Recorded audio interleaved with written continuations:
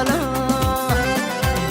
Ya da bana bırak güler yüzleri, sonra yine yakmak için geldim.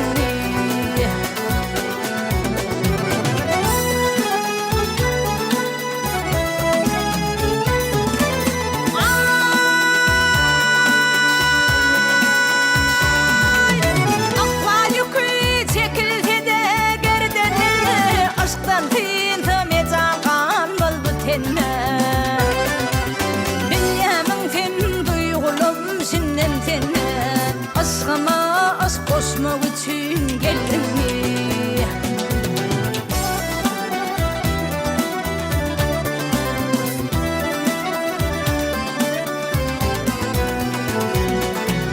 Gelir olsun didarından kanayın,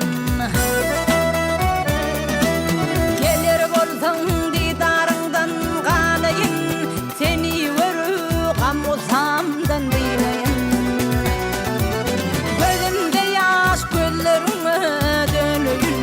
Sonra yine yakmak için geldim mi? Bu ayrılığı ciğer bağrım dağlayar, yaramı düz etmek için geldim mi?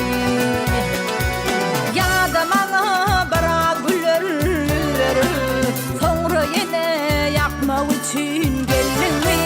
Aşkıma aşk koşmak için geldim mi?